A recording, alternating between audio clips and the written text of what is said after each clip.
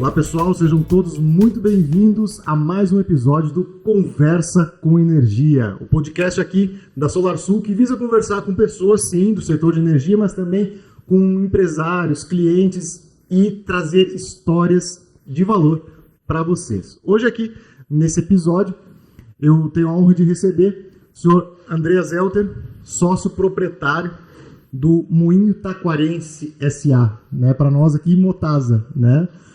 Andreas, seja muito bem-vindo ao nosso Conversa com Energia.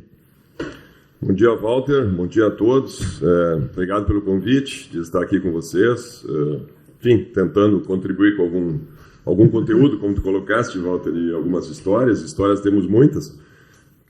Ano que vem eu estarei completando 40 anos de Moinho Taquarense, então a gente realmente passou por algumas histórias, algumas vivências e uma história grande da viticultura também no Rio Grande do Sul. Bem interessante isso. O acompanhamento que a gente teve desse período todo e da desenvoltura da cultura realmente que nós tivemos no Rio Grande do Sul, maravilhosa, né? Então a gente vai estar discorrendo alguma coisa nesse sentido.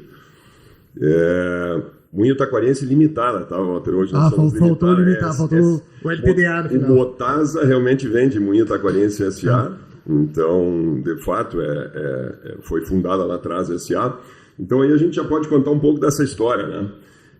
Meu pai, Heinz Elter, ele veio da Alemanha, ele veio para montar moinhos, tá, no Brasil. Só abrir um parênteses que eu conheci o seu pai em 2018. Tá certo. 2018 a 2019, sei que ele já faleceu, mas faleceu tive a honra de conhecê-lo ainda em vida. Tá certo. Então, o pai, ele pegou o finzinho da guerra, praticamente, né? Ele acabou indo para a guerra ali, ele foi preso, então tem toda uma história ali. Acabou conseguindo fugir lá, de ser transportado provavelmente para a Sibéria. Ele tinha a convicção que ele estaria sendo, como prisioneiro, ser transportado para a Sibéria para trabalhar nas minas lá de carvão dos russos e tal. Acabou fugindo, se escondeu num produtor rural na Alemanha na época, e depois, como a Alemanha estava toda destroçada, né, pela guerra, e ele marceneiro de profissão, meu pai tinha formação marceneiro, meu avô era mestre marceneiro na Alemanha, e ele então foi indicado por esse produtor rural, né, que conhecia um pessoal que fabricava máquinas de moinhos, a fábrica Liebeck de Kassel na Alemanha, e foi indicado para trabalhar lá, porque a Alemanha realmente destroçada, tinha tudo por fazer, e os moinhos naquela época eram todos de madeira, 100% madeira, tanto o prédio quanto os assoalhos, quanto a maioria das máquinas eram inclusive madeira. Movidos por animais, né? Não, já era muitos por energia elétrica já, alguns por roda d'água também, mas muitos já por energia elétrica. E os canos de caimento, tanto do trigo quanto farinha, elevadores, né, de canecas, era tudo madeira. Então, realmente, a marcenaria era muito bem-vinda nesse meio, né? E o pai começou a montar moinhos, então ele foi indicado ali, começou a aprender, claro, estudou, papirou, acabou comprando livros, adquirindo livros, estudando, e teve 3 ou 4 anos na Alemanha, então, montando moinhos nesse pós-guerra. E, determinado dia, chegaram para ele, deram uma oportunidade para ele. Olha, nós estamos vendendo máquinas para o Brasil, essa empresa Liebeck, né, estava vendendo máquinas para o Brasil, e não temos quem monte. Nós estamos com dificuldade quem monte essas máquinas no Brasil. E nós temos uma proposta para ti, tu vai 2 anos para o Brasil montar máquinas para nós. E o pai, onde é que fica o Brasil, né? Foi olhar no mapa primeiro. E acabou aceitando a proposta, né? Veio para o Brasil, então veio de vapor, trouxe dois baús, né? E um dos baús está lá na Motasa, inclusive, ainda. Um baú de ferramentas e um baú de roupas, né? E, bom, veio montar moinhos. O primeiro moinho que ele montou foi o moinho catarinense, que ainda está nativa hoje, moinho em Mafra, né, em Santa Catarina. E foi montando moinhos, né? E depois veio para o Rio Grande do Sul e continuou montando moinhos aqui por interior afora. Passado 1 ano, ele acabou rompendo com essa empresa, porque viu que no Brasil era uma enormidade de coisas que tinha para fazer e um potencial muito grande de várias atividades que poderiam ser desenvolvidas, porque faltava tudo. E acabou encontrando mais uns alemães e fundou uma empresa. Então, de montagem, representação de máquinas e tal, por livre. Essa montagem não era mais de madeira? Não, continua sendo. Sim. Claro, as máquinas vinham, né? As máquinas eram de metais, os bancos cilíndricos eram de metais, mas os planzícteros, né? As máquinas que peneiram a farinha, era tudo madeira na época, os canos de caimento, elevadores, tudo isso era madeira, né? E por muito tempo ficou de madeira. E acabou então fundando essa empresa e começou a representar máquinas e montar eles, né? Começaram a fazer projetos, então, principalmente na área de moinhos. E fundou uma primeira empresa, depois acabou fundando uma empresa maior, ele foi sócio da Máquinas Condor, aqui ó, ao lado do aeroporto, para quem lembra, tem a Máquinas Condor, hoje um pouco mais inativa aqui, mas ainda ativa em Minas Gerais, e eles têm uma outra empresa na Alemanha, então isso é um capítulo à parte. E essa Máquinas Condor, na época ele era sócio, ele era minoritário lá, foi quem foi contratada pelo Moinho Taquarense, na verdade não é pelo Moinho Taquarense, pelo Antônio Maria e Companhia, então aí que começa a história do Moinho Taquarense. Antônio Maria e Companhia, uma empresa de secos e molhados de Porto Alegre, tinha uma fecularia aqui em Taquari, onde é o Moinho Taquarense hoje, a nossa parte da expedição do farelo, mais ali embaixo, tinha uma chegada na beira do rio, né? Então eles tinham uma fecularia ali, recebiam mandioca aqui da região, inclusive de Itapaí, o pessoal trazia de carreta, de boi, era um folclore todo que a gente já escutou algumas vezes. E aí o Antônio Maria, belo dia, eu quero montar um moinho de trigo, né?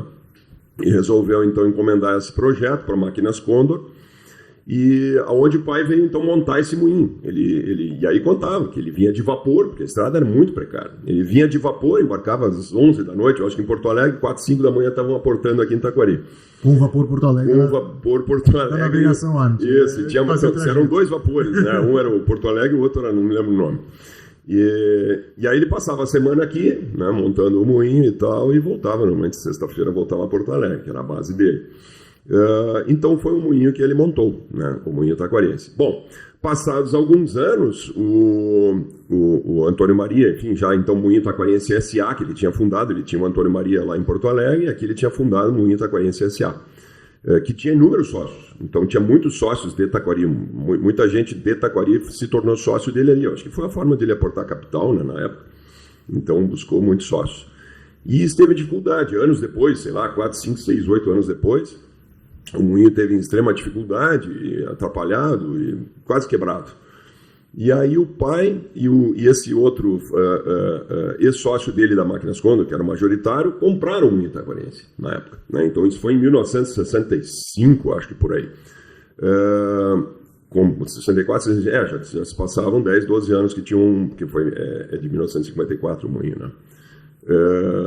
53, E então em 64, 5 eles adquiriram o Moinho Taquarense, e pouco tempo depois, eu acho que 1 ano, 2, o pai não quis mais fazer parte da sociedade da Máquinas Condor, acabou se desentendendo ali com esse sócio majoritário, enfim, aceitou qualquer proposta, eu quero sair, e aí o majoritário lá, que era também sócio do pai, 50% no Moinho Taquarense, tinham comprado. Então tu fica com o moinho. Falou o pai, tudo bem, fico com o moinho. E aí o pai ficou com o moinho. Então aí que o Moinho Taquarense entrou na dissolução da sociedade. E aí o pai imediatamente fundou uma outra empresa, a Tecnomoageira, né, que hoje é TMSA, então é uma empresa que é nossa, da família também, meu irmão que administra lá, é uma empresa metalúrgica em Porto Alegre. Seguiu esse ramo de máquinas, né? Mas só para moinhos ou não, de modo geral? Aí é que está. Então, no começo, tanto é que Tecnomoageira era voltado para máquinas de moinhos. Sim, no início, projetos de moinhos. Só que depois, com o advento do sistema de cotas, em 67 entrou o sistema de cotas, porque aí vem o parênteses da triticultura no Rio Grande do Sul, e principalmente no Brasil. Porque produzir trigo no Brasil era uma façanha, né? Você não conseguia... Primeiro, você não conseguia uma colheita de produtividade satisfatória. Então, por quê? Porque as variedades de trigo que se trouxeram da Europa, primeiramente os alemães trouxeram, variedades de trigo, não deu certo, né? Então, por quê? Porque não eram adaptadas ao nosso clima e principalmente ao nosso solo. Que nós, em particular, no Rio Grande do Sul, temos alumínio no solo. Então, essas variedades não se deram bem aqui. Depois, no segundo momento, os italianos trouxeram. Aí levaram mais para a zona dos morros, né? Da serra, né? E ali tinha um pouco menos alumínio. Então, foi um pouco melhor, né? Mas mesmo assim foi muito complicado. E aí com o advento da Embrapa, que se eu não me engano foi por 1970, ou antes um pouco dos anos 70, a Embrapa Trigo em Passo Fundo, aí sim houve um investimento enorme do governo para fazer o melhoramento genético, né, de adaptação das variedades de trigo ao nosso solo rio-grandense, principalmente. Porque o Paraná, no primeiro momento, foi o Rio Grande do Sul, que produziu trigo aqui, né? Foi o berço da triticultura e os moinhos estavam aqui, e num segundo momento subiu para Santa Catarina e no Paraná. E no Paraná o pessoal conseguiu trazer variedades mexicanas, né? De altíssima produtividade e qualidade, porque lá não tem alumínio no solo, e se adaptaram bem, fizeram o primeiro cruzamento com essas variedades, e foi muito bem a triticultura lá, e aqui pelo contrário, então aqui se patinou muito. E aí nos anos 70, então, como eu falava, entrou esse sistema de cotas. De cotas por quê? Porque tinha que, enfim, foi a forma que enxergaram de fazer. Subsidiar o trigo. Então, para quem é mais antigo vai lembrar isso, eu lembro assim, não tão bem, né, porque foi o meu começo praticamente de moinho, mas ainda peguei a finaleira. Nesse sistema de cotas foi levantado quanto os moinhos conseguiam moer, né? Foi aferido pelo governo quanto eles conseguiam moer e foi definida uma cota para cada moinho. Com esse sistema de cotas, o governo passou a comprar o trigo. Então, tanto o trigo importado, que vinha muito trigo ainda, hoje bem menos, mas vinha muito trigo importado na época, e esse trigo nacional, principalmente o gaúcho, ele era subsidiado. Ele era subsidiado diretamente ao produtor. Então, o governo, vamos dizer, pagava 100, né, por um saco de trigo e, na verdade, o vendia a 60 para os moinhos. Isso para não aumentar muito o preço da farinha, né, para controlar os preços. Aí tinha a Sunab, tinha Banco do Brasil por trás, tinha o CETRIM, que era um órgão governamental ligado ao Banco do Brasil, que fazia esses controles. Então, tanto de liberação de cotas, de controle de cotas, de controle dos moinhos, o que produziam, como vendiam, a que preço vendiam, era uma série de regramentos que havia. Isso foi interessante, necessário, talvez realmente, hoje se enxerga que foi importante para esse desenvolvimento da triticultura. Talvez se não tivesse havido esse mecanismo, a gente tivesse tido muito mais dificuldade e ainda estaria muitos passos atrás, talvez, né, com o desenvolvimento da triticultura no Estado. E desta forma, então, conseguiu-se desenvolver, primeiramente com a Embrapa, né, nos anos 70, 80, conseguiu-se desenvolver variedades produtivas para cá, de trigo, né? Claro que faltou um pouco o foco, né, porque hoje nós temos, e historicamente nós temos, pelo menos 65% de trigo voltado para panificação, né? Então, faltou o foco de olhar o lado do cliente, o lado do moinho e o lado do produtor, juntar esses três enfoques num norte só. Na época foi muito voltado ao produtor. Vamos produzir trigo produtivo, com sanidade, né, olhando o lado do produtor, produtividade. O moinho depois pega esse trigo e se vira, né? Então isso nós patinamos um bom tempo nesse sentido. Claro que teve algumas vantagens, vamos dizer, nesse meio tempo. Os moinhos gaúchos conseguiram utilizar muito esse trigo a um custo interessante, vendendo para a região sudeste, para fábricas de massas e biscoitos, principalmente biscoitos. Então era um trigo mais fraco, né? Mais fraco de proteína, era um trigo não tão bom para a panificação, mas ele era interessante para a indústria de massas e biscoitos, principalmente. E com isso se desenvolveu também a moagem no Rio Grande do Sul, e essa triticultura, num primeiro momento, cresceu muito, né? Voltada para este mercado de massas e biscoitos, principalmente. E depois, no segundo momento, anos 90, né, aí desenvolvendo um pouco esse lado, já tinha se entrado numa boa produtividade, as produções já eram bastante razoáveis no Rio Grande do Sul, de trigo. Caiu esse sistema de cotas, então, aliás, para quem lembra, o governo Collor, quando assumiu, o primeiro segmento que ele botou uma pedra em cima e extinguiu foi esse sistema de cotas, né, dos moinhos. Então, claro, tinha muitos moinhos que eram a favor, alguns eram, de certa forma, contra. Claro, era um protecionismo. Para quem tinha uma cota, era interessante. A farinha praticamente não era vendida, ela era comprada, né? Então era um mercado muito regrado. Claro, você tinha limitação de produção, você não podia moer mais do que te permitiam, né? Então tinha um sistema muito regrado, mas era rentável. O sistema funcionava. Era confortável, de certa forma. Era confortável, perfeito. Era confortável, porém te deixava restrito. Deixava restrito num determinado volume, você não podia expandir. Se você expandisse sua fábrica, você ia daqui a pouco moer a segunda, terça e quarta, e o resto da semana você ia ficar... Mas era um faturamento que tinha meio que certo. Assim, meio que certo. Então tinha esse lado bom, né? Então, em 90, quando o Collor assumiu, o primeiro setor que ele chutou o balde, literalmente, foi o setor de moagem, o segundo foi do automobilístico, que a gente acompanhou, né? A gente chamou os carros todos de carroça, que abriu a importação e a vinda de outras marcas e tal, e acabou com aquele, de certa forma, oligopólio que havia, né, com as montadoras aqui no Brasil. Então, com essa queda do sistema de cotas, também entrou a iniciativa privada no melhoramento, né? E aí sim, dos anos 90 para cá, e para quem não sabe, a gente leva hoje em torno de 15 anos para desenvolver uma variedade de trigo. Então a coisa é lenta, é demorada, porque você tem primeiro os cruzamentos, você tem a multiplicação, você tem uma pré-testagem, você depois tem que testar a campo 1 ano, 2 anos, 3 anos, para realmente ver se esse material é bom, porque os anos variam o clima, né? Então você tem que testar essa variedade a campo, se ela realmente tem resistência e mantém aquela produtividade e qualidade ao longo dos anos, e não só num ano atípico que foi excelente. Nós temos anos muito bons e anos ruins, né? de clima, né? No Rio Grande do Sul principalmente. E depois multiplicação e depois lançamento de variedades. Então esse processo leva em torno de 15 anos. E precisa de algum registro, alguma homologação? Sim. Tem todas as testagens. Tem mais a parte burocrática, além da parte técnica, tem a parte... Perfeito. E aí tem uma testagem oficial também, que essas variedades acabam participando.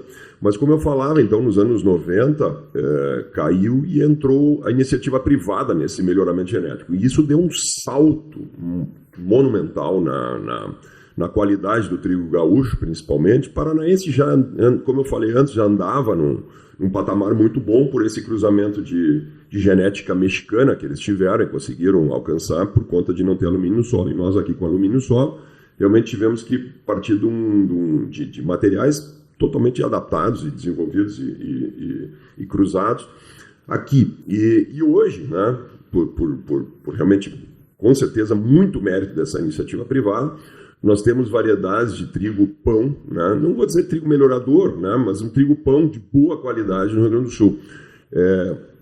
Claro que com um clima adverso, como, por exemplo, este ano nós estamos passando, El Niño este ano, né? Então nós vamos ter safra, chuva na safra, como já estamos tendo, agora estamos com 50% da lavoura praticamente do Rio Grande do Sul de trigo em floração. Então um período muito crítico para doenças, principalmente para a giberela, né? Que dá as micotoxinas depois no trigo. Isso seria um lado negativo, e perde também qualidade de proteína e outras coisas, e perde pH, quer dizer, peso específico, perde densidade, o grão vai te dar menos rendimento de farinha, né? Então isso é uma realidade, mas é uma realidade do Rio Grande do Sul. Então as variedades são adaptadas para esse clima, né? E tentam fazer, o pessoal do melhoramento acaba tentando fazer um trinômio. Ele tem que pensar em produtividade pelo lado do produtor, tem que pensar em sanidade também pelo lado do produtor, mas tem que pensar em qualidade, com certeza, pensando no cliente final. Como eu falava antes, que em torno de 65% do trigo praticamente é moído para panificação, né? E aí sim, o restante você tem a farinha de uso doméstico, você tem farinha para massas, você tem farinha para biscoitos. E aí são segmentos um pouco diferentes e qualidades um pouco diferentes de trigo, né? Então, voltei já em várias esferas. Tá passeando pela história. Vai em trigo e volta no moinho. Bom, então desta forma o moinho taquarense entrou para a família, né? Em 66, 7. E com isso a gente acabou desenvolvendo. O pai arrendou, se eu não me engano, na época arrendou 1 ano ou 2 o moinho para o grupo Motriz aqui, se não me falha a memória. E depois ele começou a moer. Ele mesmo começou a administrar o moinho a certa distância. Então meu pai sempre administrou o moinho a uma certa distância. Tinha um escritório em Porto Alegre, o moinho taquarense tinha um escritório em Porto Alegre por anos, teve um escritório tanto comercial quanto parte administrativa, parte financeira, parte de plano pessoal, contabilidade, tudo era Porto Alegre. Aqui sempre foi uma unidade fabril, né? E em 90 eu me formei agrônomo, em 89, aí trabalhei um tempo aqui, fiz um estágio, trabalhei um tempo aqui e fui 1 ano para a Alemanha. Fui 1 ano para a Alemanha estudar moagem de trigo numa escola no norte da Alemanha. E aí quando voltei, né, a gente começou a montar uma equipe mais forte aqui em Taquari. Inclusive, até hoje, tenho também sócio meu, tem minha irmã de sócia, né, e tenho esse sócio engenheiro químico, Luciano Fregapani. Ele é nosso diretor comercial, né? Então, nós realmente fazemos uma dobradinha na administração, eu e o Luciano somos diretores. A minha irmã não é diretora, ela é gerente, né, de marketing, mas sócia, né, da empresa, então tem 2 chapéus aí.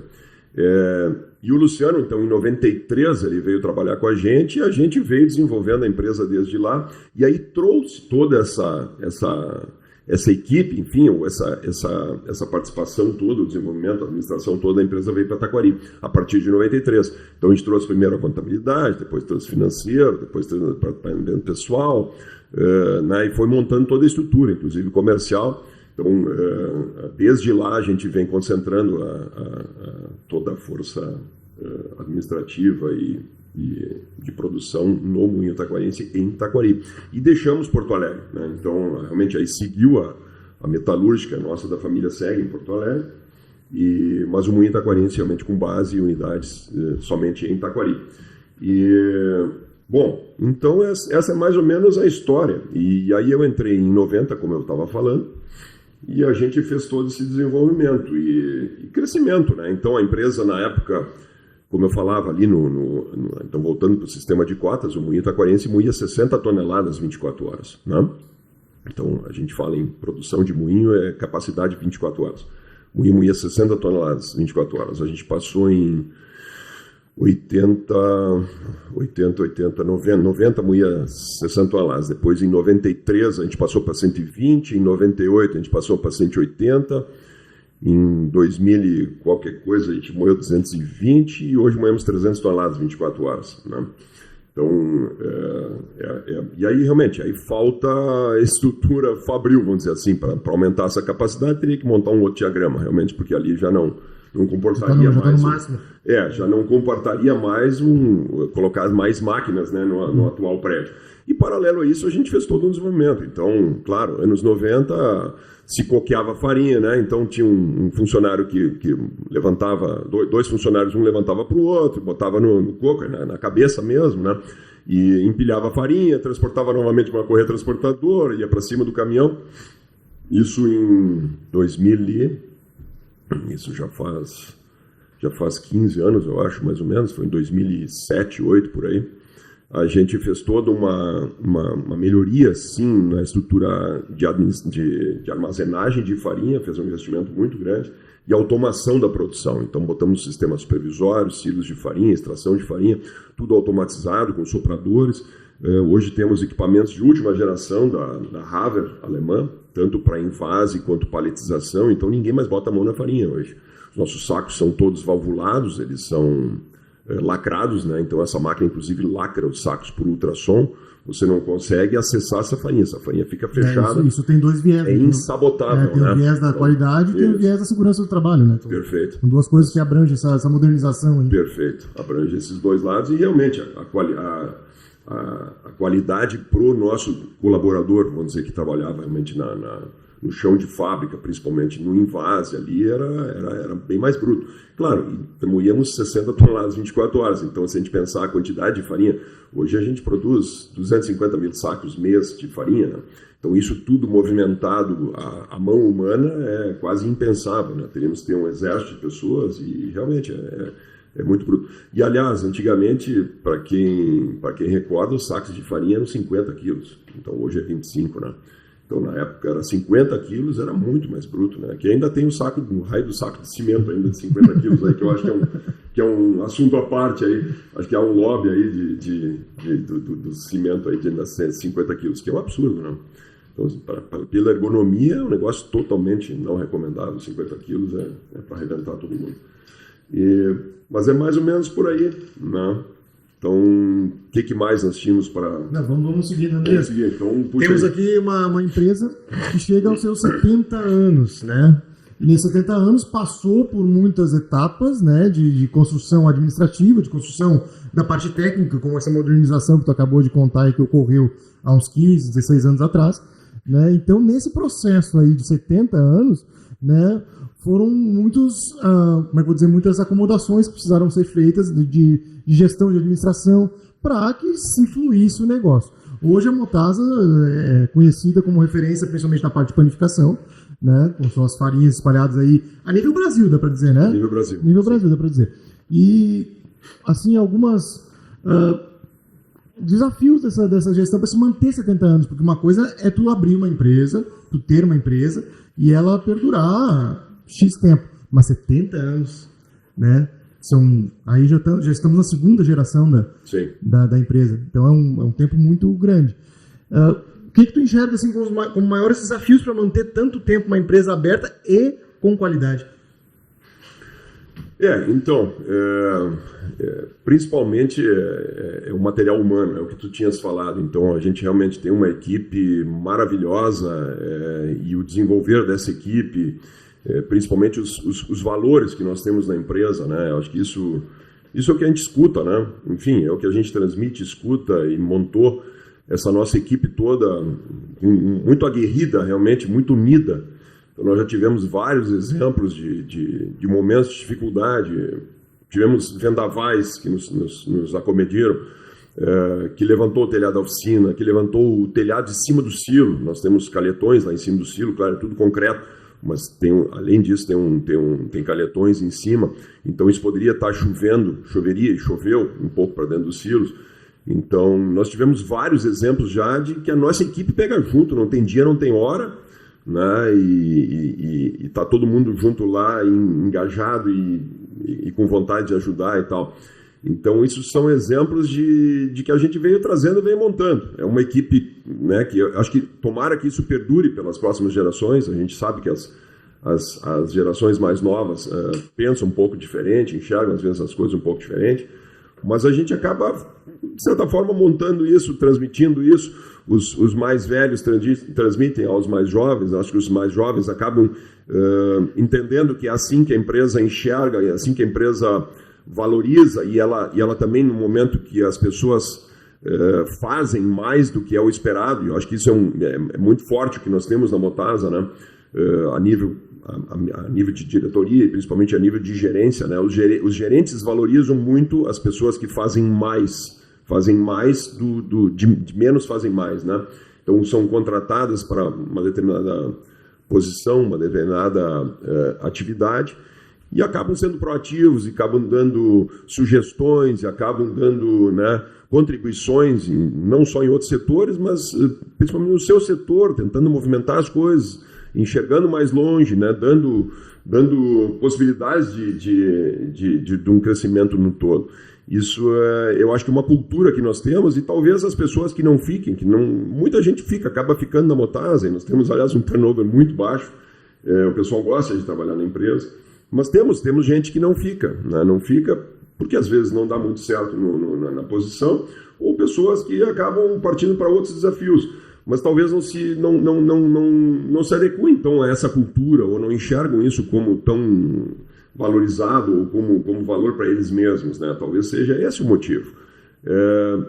Mas sim, o desenvolver desta equipe é um grande desafio, e tu falaste dos 70 anos, o que fazer para continuar crescendo e mantendo.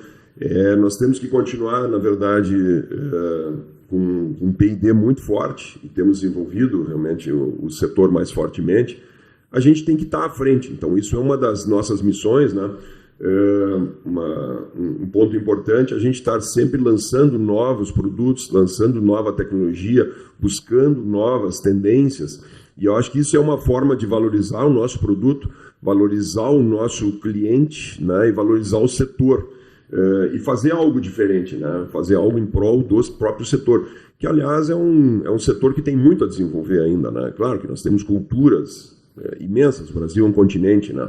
Então nós temos uma cultura ao norte mais voltada aos derivados de mandioca, nós temos derivados de milho também muito fortemente sendo consumidos, então a gente não pode simplesmente comparar o Brasil a uma Europa. A Europa consome 140 quilos de farinha habitante ano e tal, esse é o nosso mote, nossa meta. Sim, é nossa meta, mas talvez de São Paulo para baixo, não de São Paulo para cima, que tem realmente uma cultura muito diferente. Então a gente enxerga, sim, tem um potencial muito grande de aumento de consumo de derivados de trigo, mas de uma forma mais correta, mais saudável, de produtos de boa qualidade, né?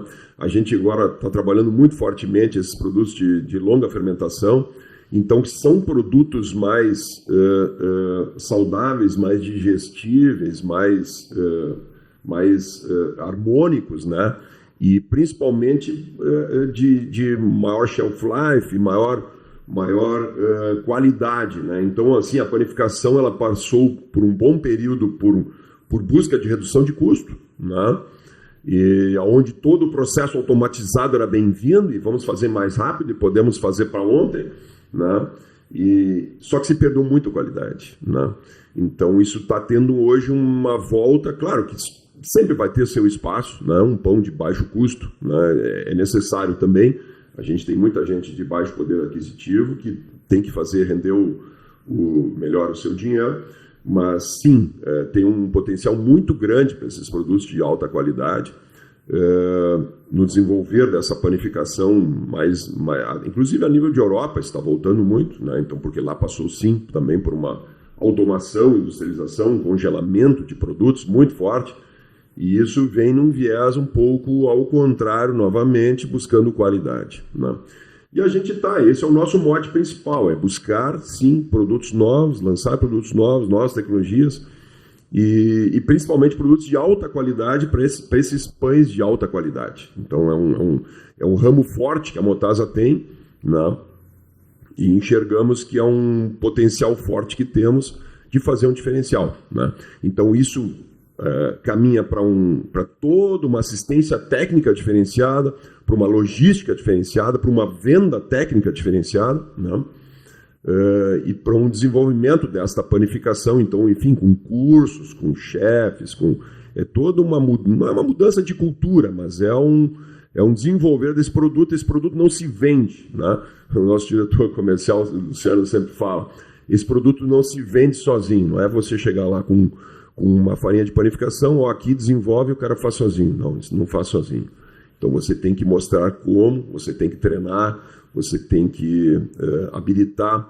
É um produto mais, é um processo mais moroso, mais trabalhoso, mas ele é muito gratificante, né? O produto final que você consegue com esses produtos de alta qualidade é impressionante. Então são produtos muito diferenciados que você nem imagina que está comendo um pão.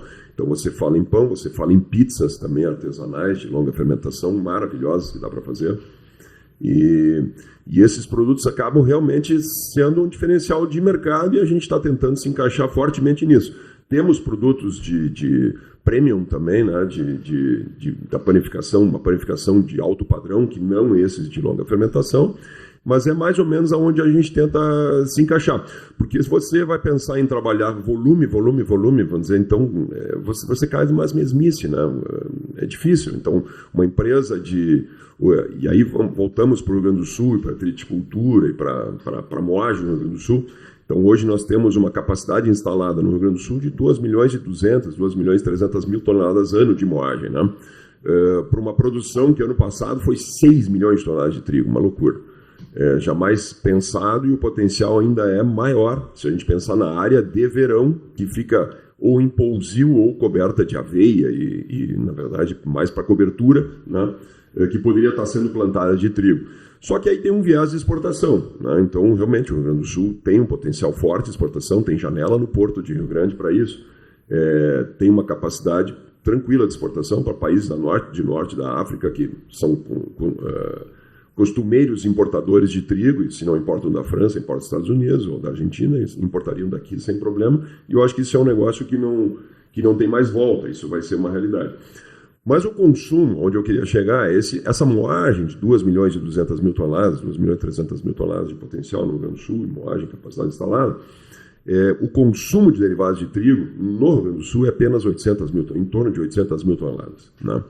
Então, esse consumo é baixo. E esse excedente tem que ser enviado para fora do estado. Então, nós somos exportadores. O Rio Grande do Sul é exportador de farinha, né? Assim como é exportador de trigo hoje. O Paraná, para você ter uma ideia, ele produz hoje, ele tem capacidade instalada de 3,5 milhões praticamente de toneladas, 3,5 milhões toneladas de capacidade de moagem, e uma produção de em torno de 5, só que o limitador lá de área é o milho. Tem o milho safrinha, então eles plantam muito milho safrinha em detrimento ao trigo, principalmente quando dá certo a janela, é mais vantajoso produzir milho do que trigo. Então eles têm um limitador de área, coisa que o Rio Grande do Sul ainda não tem. O Rio Grande do Sul ainda pode expandir a área em 30%, 40%. Né? E o Paraná, da mesma forma, exporta muito derivado de trigo para a região sudeste, né? Então isso é uma realidade. Então, com isso, nós temos que pensar no mercado num todo, Brasil, não podemos nos restringir ao Rio Grande do Sul. Então, a Motasa hoje, como tu falavas antes, ela está muito projetada nacionalmente, né? E o grande potencial, com certeza, é a região sudeste, né? É uma região de maior poder aquisitivo, é muito grande, lá tem potencial para tudo. Tudo que você produz, você pode vender lá, você consegue vender de uma forma ou de outra. Produtos de baixo valor, de alto valor, e principalmente os de alto valor, lá está concentrado o maior potencial para esse consumo, né? Então a gente tem muito foco nessa região sudeste hoje, nesses produtos de panificação de alto valor, né? Por muito tempo o Brasil foi muito mais importador, né, de trigo. Sim, justamente por essa questão. Então tem vários fatores aí. Então, bom, o Rio Grande do Sul, como eu falava antes, foi o berço da triticultura. Sim. Nasceu aqui, então só se produzia trigo no Rio Grande do Sul, não se produzia nem em Santa Catarina, ou minimamente em Santa Catarina, Paraná nem sonhava com trigo. E os moinhos já estavam instalados Brasil afora. Paraná muito pouco, né? Que foi colonizado depois até por gaúchos, depois subiu para o Mato Grosso e foram. Mas moinhos na região litorânea. Então você tem vários moinhos. Tinha moinhos em São Paulo, tinha moinhos no Rio de Janeiro, grandes grupos, né? Aliás, moinhos muito maiores lá para cima do que aqui no Rio Grande do Sul. Aqui sempre foram muitos moinhos familiares. Empresas familiares de menor porte e mais moinhos, né? Lá para cima menos moinhos. Então você tem toda a região litorânea. Você tem moinho em Recife, tem no Ceará, você tem moinho, tinha moinho a Motriza, tem moinho em Aracaju, Sergipe, você vem descendo, né? Então esse litoral todo crivado de moinhos. Por quê? Porque justamente da importação de trigo, que era mais fácil de instalar no litoral, esses moinhos, a região consumidora e a população principalmente estava no litoral, né? Estava no litoral, moía já distribuía farinha por ali mesmo. E sim, era por muito tempo trigo argentino, né? Alguma coisa de trigo americano, vamos dizer, da Bahia para cima, sempre entrou trigo americano, pela questão do frete, né? Do Golfo ali é mais perto um pouco, e momentos melhores de mercado, então acabamos fazendo posições de trigo americano. E isso vem trocando bastante de figurinha, apesar de que realmente, logisticamente, muitas vezes vai valer mais a pena comprar um trigo americano e levar lá para o Nordeste, ou talvez até um argentino que não sai por cabotagem, sim sai por navios de grande porte, do que levar um trigo do Rio Grande do Sul por cabotagem, porque você tem esse frete interno, que não é barato, até Rio Grande, transportar num navio de cabotagem, que é menor porte, para o Norte e Nordeste. Alguma coisa vai, mas sempre com alguma dificuldade por esse custo logístico bastante grande. Então, tem grande probabilidade de uma boa parte continuar sendo exportada desse trigo gaúcho e os moinhos do Norte e Nordeste continuarem importando trigo. É meio contrassenso, mas é questão matemática, né? O que é mais barato. E um país muito grande também tem toda continental, essa logística. Tem toda essa logística. Então, é a realidade. E realmente, hoje, como nós temos o Rio Grande do Sul produzindo aí 5, 6 milhões de toneladas, o Paraná produzindo mais 5, o consumo ainda se fala em 12 milhões e meio de toneladas ano no Brasil, né?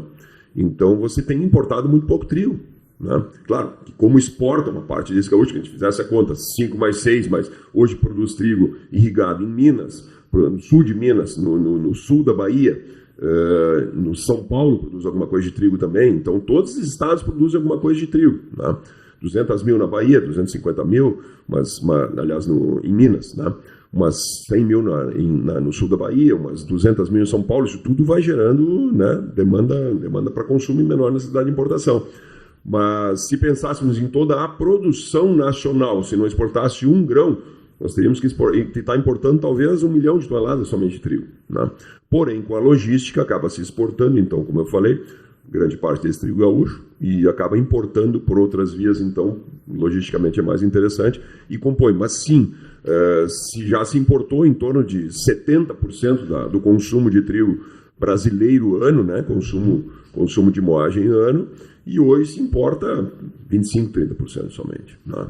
A diferença é muito grande. Falaste muito a respeito da qualidade, né, e da diferenciação dos produtos que a Motasa hoje produz. Para ter essa qualidade, Andrés, como é que é feita a escolha da matéria-prima para ter essa qualidade e manter ela? Então é um trabalho árduo. Na verdade, a gente foca hoje muito nos trigos gaúchos, sim, né? Então nós temos aí pelo mínimo 3 regiões bem distintas no Rio Grande do Sul. Nós temos a fronteira oeste, nós temos as Missões, temos 4 regiões, depois temos o Planalto e depois temos Campos de Cima da Serra. Então temos praticamente 4 regiões bem distintas de produção de trigo gaúcho, que tem climas diferentes, épocas de plantio um pouco diferentes e épocas de colheita principalmente um pouco diferentes. Então a gente acaba cada ano tentando mapear qual a melhor região, né, de qualidade de trigo, e busca esses trigos para compor a nossa matéria-prima a ser trabalhada naquele ano safra, né? Então, a gente tem realmente focado muito no trigo gaúcho, faz alguns ensaios com trigo paranaense, mas a logística tem sido cada vez mais difícil, e os trigos, de fato, de qualidade do trigo paranaense são bem ao norte, e aí logisticamente é proibitivo para trazer para cá. Então, a região sudoeste ali é uma região intermediária e já não é tão interessante.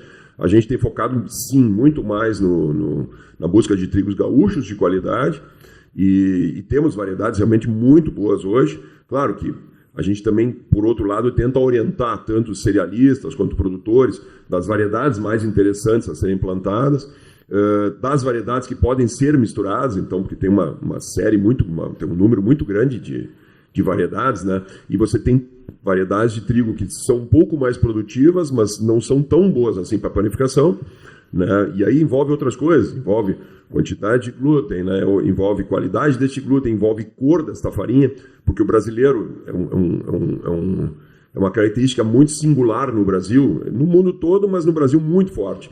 O brasileiro, o consumidor brasileiro, ele compra muito a cor da farinha. Então ele quer uma farinha muito branca, né?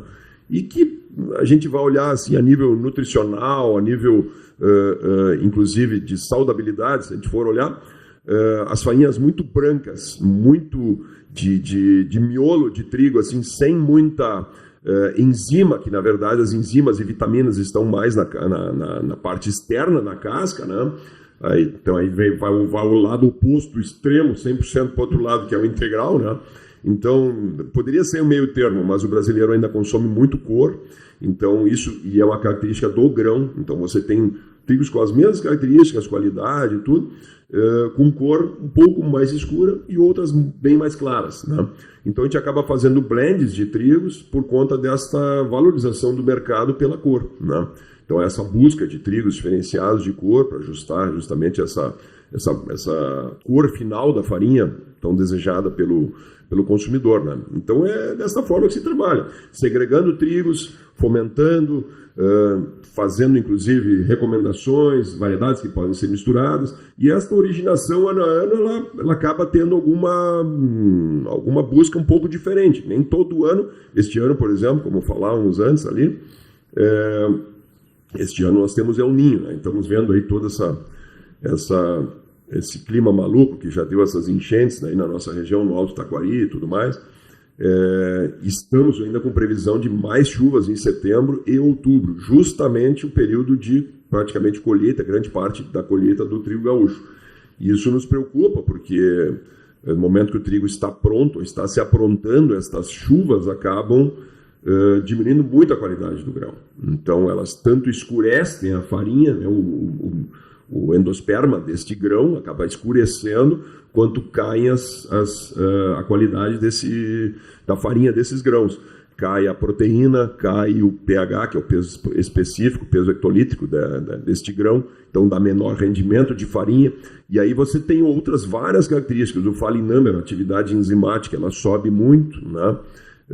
E você acaba tendo alguns problemas de qualidade para a panificação. Então isso tudo tem que ser mapeado, né? Tem que ser trabalhado de formas a mantermos a nossa qualidade final do nosso produto, né? Mesmo nós estando no Rio Grande do Sul, né, e sendo aqui um local de clima diverso, né, fenômenos como esse que nós estamos enfrentando agora, como o El Niño, ele preocupa demais o setor? Ou ele já é assim, beleza, se entra em El Niño a gente já sabe como lidar, já estamos preparados para isso, ou ele realmente preocupa junto a outras, a outros pontos, né? Por exemplo, assim, preocupa o El Niño, mas também preocupa a questão, a falta de crédito que nós enfrentamos, por exemplo, no nosso setor, né, elétrico. não sei se afeta também a aquisição de grãos ou até do produtor, né? Como se instala um momento de crise no setor de grãos, né? O que a gente enxerga, não é necessariamente uma crise da parte do crédito. O que nos preocupa hoje, nós tivemos anos bastante adversos agora para trás em todo o cenário de commodities, né? Enfim, vocês passaram também por isso no setor elétrico, essa questão da guerra da Rússia e da Ucrânia. Então nós tivemos, principalmente no agro, né? Nós tivemos um problema bastante grande iniciado pela parte dos fertilizantes, que grande parte do potássio e fósforo vinha da Rússia, né?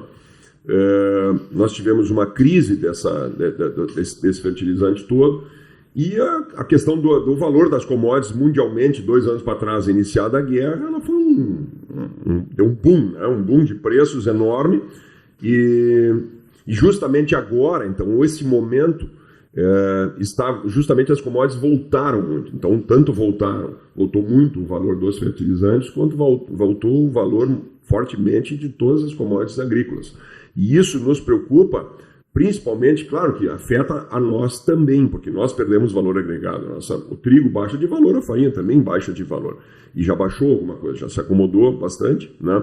E nós estamos entrando numa safra agora, com preços talvez um pouco mais fracos, né? Então isso nos preocupa a nível de produtor. Esse produtor fez uma lavoura a um custo, né? E provavelmente vai comercializar ela a um preço bastante deteriorado, né? Devido a essa acomodação do preço das commodities. Isso nos preocupa porque o produtor ele acaba desentusiasmando, né? A margem dele diminui muito. E claro, assim como diminui com a soja, com o milho, e tudo isso ele está enxergando no dia a dia, né? Isso é muito ruim para o setor. Esses altos e baixos são muito ruins, né? Claro, o alto é muito ruim porque, enfim, vimos a inflação aí nos 2 últimos anos enorme, né, para nível de consumidor. Isso nos preocupa porque diminui muito o poder aquisitivo, acaba dificultando a venda, o próprio volume da farinha acaba ficando dificultoso, né, num segmento todo, para toda essa produção ser comercializada. Mas, num segundo momento, o nosso principal fornecedor, o produtor de trigo gaúcho, né, principalmente, a gente se preocupa por essa perda de valor que para ele é bastante significativo. Nós estamos vendo aí os custos que não baixaram, o custo de mão de obra continua o mesmo, o custo do óleo diesel subiu, inclusive, bastante, né? Mas o custo do fertilizante caiu e alguns insumos, até ali o dólar deu uma caída, uma cedida, agora voltou de novo. Então, realmente, os custos muito altos para o produtor nos preocupam, porque ele tem que ter rentabilidade, todos têm que ter rentabilidade, né? Então, isso nos preocupa. O que será da próxima safra? O produtor vai estar tão desentusiasmado que vai plantar muito menos, né? Então, essa é a grande incógnita que fica. Claro que hoje a gente tem muita noção que o produtor de trigo que, aliás, em todos os setores, né? Se a gente vai olhar nos setores em geral, não tem mais espaço para amador, né? Então, você pega... Isso, por um lado, é complicado, né? Mas está todo mundo tentando, de certa forma, se reinventar. Então, você tem muitos produtores que ou acabaram saindo de algumas atividades ou não plantam mais. O pequeno produtor de trigo, muitas vezes, não planta mais trigo, porque realmente o nível de tecnologia exigido desse produtor é muito grande. Então, às vezes, ele acaba arrendando para um vizinho, ou um vizinho daqui a pouco acaba plantando a área de 2, 3, 4 junto. E eu acho que isso aconteceu muito com a bovinocultura de leite também. A gente nota, né, que essa bacia do Alto Taquari aqui deu uma enfraquecida muito grande. O pessoal acabou plantando soja, né, porque realmente tem algumas atividades que realmente a conta não fechava. Era muito trabalho, muita despesa, né? Ou o cara investia realmente, né, que aliás são coisas que a gente tem acompanhado. A questão do leite agora me veio à cabeça, que é essa questão do leite do Mercosul, que estaria entrando aí, então isso preocupa também. Mesmo pessoas, pelo menos que eu acompanhei, mesmo pessoas que investiram muito em tecnologia, em robotização para tirar o leite, né, robô na extração do leite e tudo mais, estão com dificuldade de custo. Então isso assusta, né? Então isso tem que ligar um alerta, o Ministério da Cultura tem que estar olhando para isso, que alguma coisa está desequilibrada aí, né?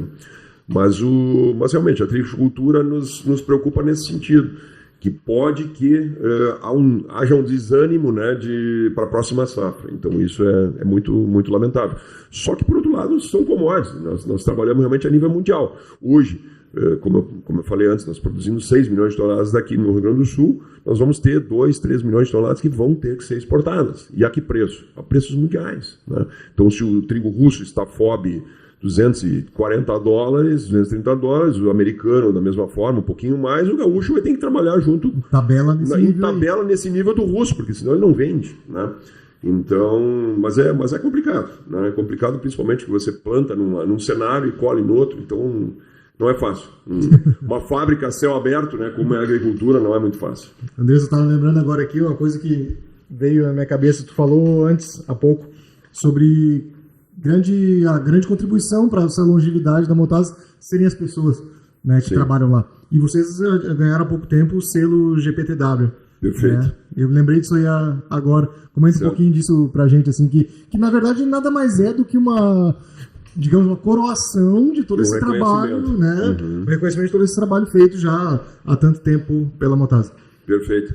A gente já tinha, a nossa gerente de RH, a Andressa, ela já tinha há um tempo nos instigado, vamos tentar participar, vamos entrar nesse projeto e tal, não, talvez, em algum momento, acho que não estamos tão maduros, mas vamos sim, acho que fazia uns 2 anos já, e este ano a gente encarou, até por ser os 70, fizemos 70 anos em maio, né?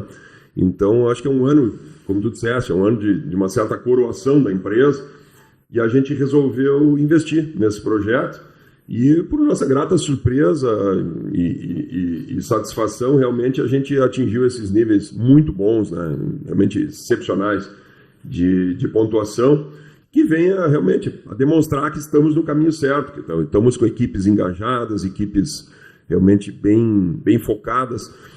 Acho que o profissionalismo aumentou muito dentro da empresa, né? Nos últimos, pelo mínimo, 10 anos aí. A gente vem trabalhando muito mais profissionalmente, o crescimento profissional, desenvolvimento profissional, desenvolvimento das equipes, das lideranças, a gente tem investido bastante. Tem também trazido algumas pessoas de fora para contribuir, porque às vezes a gente não tem tempo para desenvolver tudo em casa, né? Mas principalmente, sim, a gente sempre tem a intenção de desenvolver as pratas da casa, como se diz, né? A gente realmente acredita no nosso profissional, no nosso colaborador, e muitos têm um potencial muito grande, que às vezes está ali, de certa forma, adormecido, não está despertado, não foi dada uma oportunidade, né? A gente tem visto muito isso, né? Que as oportunidades fazem as pessoas, e claro, com uma certa condução, com um certo desenvolvimento, com treinamento, com cursos, sempre muito importante. Que santo de casa não faz milagre, aquela história, né? Então, às vezes, a gente fala algumas coisas, mas é importante alguém de fora falar e marca mais, né? Marca mais, contribui mais, e é assim que funciona. As pessoas são assim, né? E as pessoas são moldadas à motivação, a desenvolvimento e tem que ser instigadas, né? Então, acho que é muito bacana. Mas foi uma gratíssima satisfação, realmente, a gente ter recebido essa premiação no nível que foi, né, Walter? Acho que as notas que nós conseguimos atingir ali foram excepcionais. É uma série de itens avaliados. Sim, ali, tem envio de documentação, né? Isso. Então não é assim a esmo, né? É bem complexo. É bem complexo. Acaba dando bastante trabalho. Nosso time de RH teve bastante trabalho, sem dúvida. Isso aí, pessoal. Esse foi mais um Conversa com Energia. Espero que vocês tenham gostado desse episódio. Não se esqueça de se inscrever aqui no canal e conferir também todo esse episódio em áudio no Spotify. Um abraço e até a próxima.